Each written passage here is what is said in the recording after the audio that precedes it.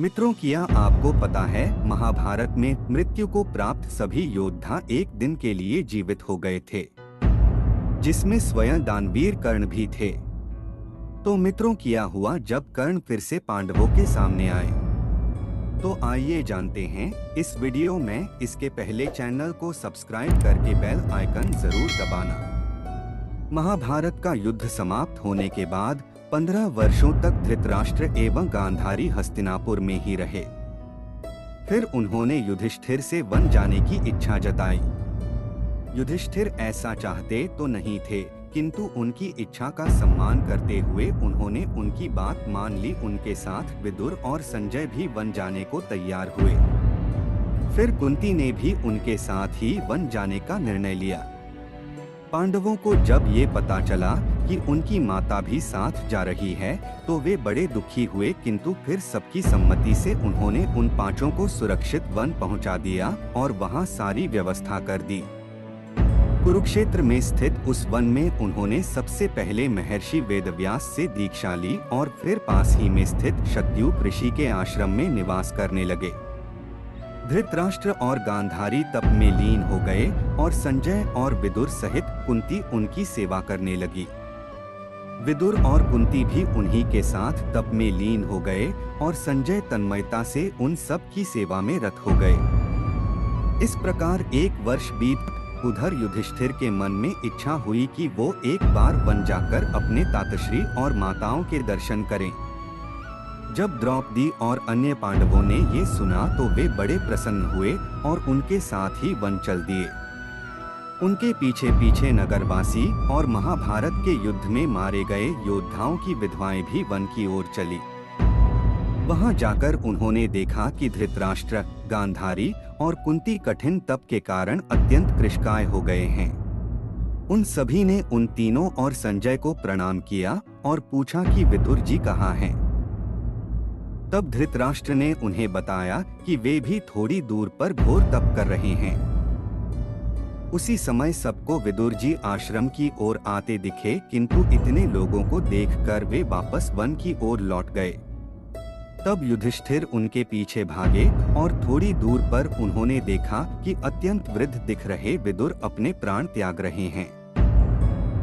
धर्मराज के अवतार विदुर के प्राण निकलकर धर्मराज के पुत्र युधिष्ठिर में ही समा गए। दुखी मन से युधिष्ठिर वापस आए और उन्होंने सबको महात्मा विदुर की मृत्यु का समाचार सुनाया, जिसे सुनकर सबको अपार दुख हुआ। फिर पांडवों ने उनका अंतिम संस्कार वही गंगा तट पर किया। उस रात सबने जागरण कर बिताया। अगले दिन महर्षि वेदव्यास सभी से मिलने आए। विदुर की मृत्यु का समाचार सुनकर उन्होंने सबको सांत्वना दी और कई प्रकार के उपदेश देकर उन्हें शांत किया। अपनी ओर सभी को उत्कंठा से देखते हुए देखकर महर्षि व्यास ने उन सब से कहा कि आज आप सबकी कोई इच्छा हो तो बताएं, मैं अपने तपोबल से उसे अवश्य पूर्ण करूंगा। तब धृतराष्ट्र और गांधारी ने उनसे प्रार्थना की कि वे अपने सभी मृत पुत्रों को देखना चाहते हैं। कुंती ने कर्ण को, द्रौपदी ने अपने पुत्रों को एवं सभी विधवाओं ने अपने अपने पति को पुनः देखने की इच्छा प्रकट की। उनकी ये इच्छा सुनकर महर्षि वेदव्यास ने सबको गंगा तट पर इकट्ठा होने और रात्रि की प्रतीक्षा करने को कहा। उनके आज्ञानुसार सभी गंगा के तट पर पहुँचे और रात्रि की प्रतीक्षा करने लगे।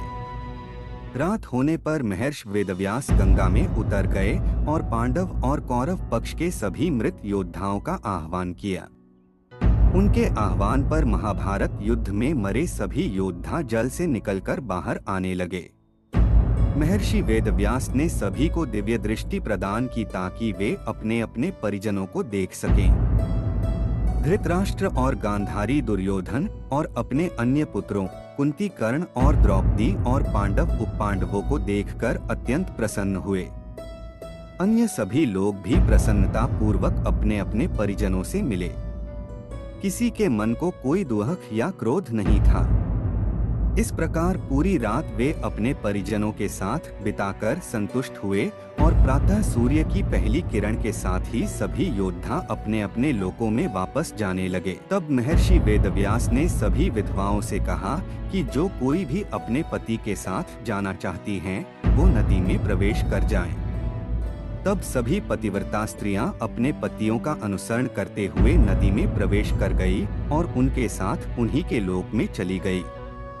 इस प्रकार वो अद्भुत रात्रि समाप्त हुई। धृतराष्ट्र, गांधारी, कुंती और संजय के साथ 1 माह उस वन में रहने के बाद पांडव पुनः हस्तिनापुर लौट 2 वर्ष के पश्चात एक दिन देवर्षि नारद हस्तिनापुर आए और उन्होंने पांडवों को धृतराष्ट्र, गांधारी और कुंती की मृत्यु का समाचार दिया। उन्होंने बताया कि वे वन की अग्नि में फंस गए और वृद्धावस्था में वहां से न निकल पाने के कारण उसी दावानल में उनकी मृत्यु हो गई। केवल संजय ही उस अग्नि से बच पाए और तपस्वियों को ये समाचार हस्तिनापुर पहुंचाने का अनुरोध कर तपस्या करने हिमालय चले गए। अपनी माता और तात की मृत्यु का समाचार सुन पांडव शोकमग्न हो गए। फिर उन्होंने नियम पूर्वक उनका श्राद्ध किया। तो मित्रों, ये था महाभारत की एक अद्भुत कहानी। अगर आपको यह स्टोरी अच्छी लगी हो तो इसे अपने दोस्तों के साथ जरूर शेयर करें और इसी तरह के अन्य वीडियोस देखने के लिए हमारे चैनल को सब्सक्राइब जरूर करें और बेल आइकन जरूर दबाएं।